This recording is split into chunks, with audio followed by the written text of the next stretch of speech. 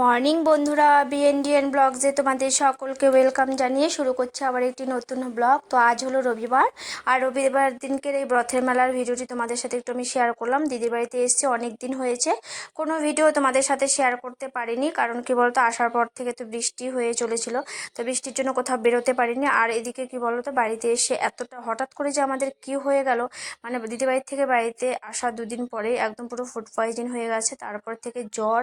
ছেলে তো এখনো জ্বরে ভুগছে, আমি আর মেয়ে একটু সুস্থ হলাম।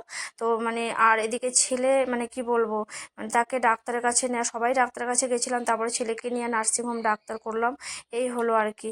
তো এখনো অবধি ছেলে আমার সুস্থ হয়নি জানো। তো সেই জন্য কোনো ভিডিও তোমাদের সাথে আমি শেয়ার করতে পারিনি। তো আজকে ভাবলাম এই রথের মেলার ছোট্ট ভিডিওটি তোমাদের সাথে শেয়ার করি। তো এই যে দেখো সকালবেলা রথটা টানিয়েছে বাবান সোনাকে দিয়ে। তো কদিন তো বেশ যতদিন ছিলাম আর কি বৃষ্টিই ছিল, তারপর কি বলতো রথের মেলা দিন একটু রোদ্র উঠেছিল। তারপর সকালবেলা স্নান দান করে ছেলেকেও স্নান করিয়েছিলাম, তারপর রথটা ছেলেকে দিয়ে একটু জগন্নাথদেবকে কলা বাতাসা দিয়েছি, রথটা নিয়েছি। তো যাই হোক ভাগ্যে আমাদের সবারই ছিল বলে হয়েছে এটা। তারপরে সন্ধ্যেবেলা দেখে জামাইবাবু বললো চল সবাই মিলে একটু মেলায় যাব। তো সামনে ওই উপর চাল সাথে একটা ছোট্ট মেলা হয়, তো পাশে পাহাড়। তো দিদির বাড়িতে আসলেই তো প্রত্যেক বছর মানে যখনই আসি তখনই ঘোরাফেরাটাও হয় আমাদের, পাহাড়ে টাহাড়ে দিকে তো ঘুরি আমরা। তো ভেবেছিলাম এবারও সেটা হবে, আমরা নিজেরাও ঘুরবো, সেটা তোমাদের সাথেও শেয়ার করবো। সেটা আর বৃষ্টির জন্য হয়ে ওঠেনি।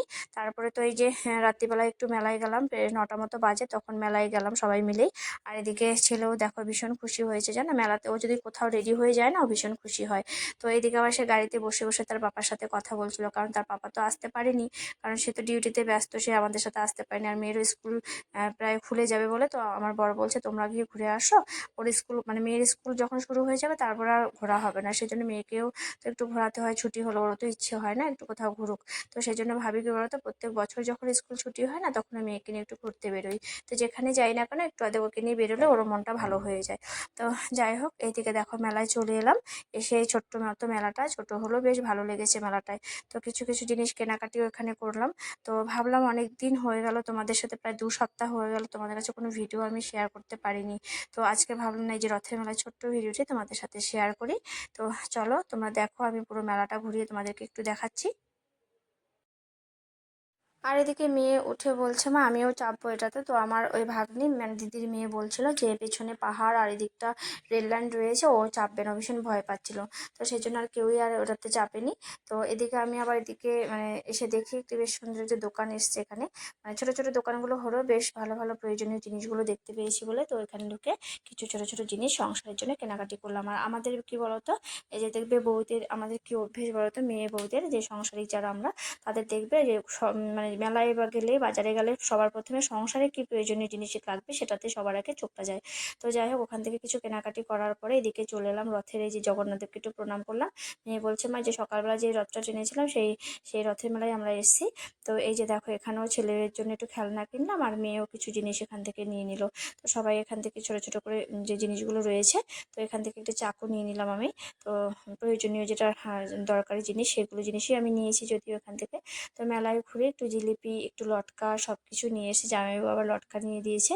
তো এসে তারপর বাড়িতে চলে এলাম। তারপর দিন বেশ বিকেলবেলা সারাদিন সকাল থেকে স্নান টান করে খাওয়া দাওয়া হয়ে রেডি হয়েছিলাম, তারপর আমার বর গাড়ি পাঠিয়েছিল। বিকেলবেলা আমরা চলে যাচ্ছি, দেখো আসার সময় যেমন বৃষ্টি নেমেছিল ঠিক যাওয়ার সময় সে বৃষ্টিটা নিয়ে যাচ্ছি আর কি। তো এই হলো ব্যাপার। এই যে দেখো সবারই মনটা ভীষণ খারাপ হয়ে গেছে, মানে বেশ 7-8 দিন মতো ছিলাম, তো এবার আমাদেরও ভীষণ খারাপ লাগছে, অনেক দিন ছিলাম, বেশ ভালোই লেগেছিল, ঘরে ঘরেই ছিলাম, তবু কোথাও না যেতে পারলেও সবাই মিলে গল্প আড্ডার মধ্যে ছিলাম, তো বেশ ভালো লেগেছিল। তো এই যে দেখো ওদেরও মনটা ভীষণ খারাপ হয়ে গেছে।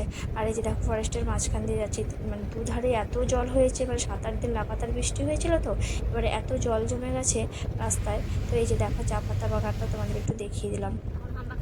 আর এর আগে জানো তো বইতিতে এসেছিলাম, তো এই ফরেস্টের মাঝখান দিয়ে যখন আমরা আসি, তো আমি আবার কি করে এদিক ওদিক তাকিতুকি করি, কেন বলতো এটা সেটা দেখতে পাওয়া যায়। তো সে আশা নিয়ে তাকিতুকি করি যে কিছু দেখতে পাওয়া, মানে বিশেষ করে ময়ূরটা দেখার ভীষণ ইচ্ছে আমার, সেটার জন্য ওই ময়ূর দেখার জন্য এদিক ওদিক তাকিতুকি করি।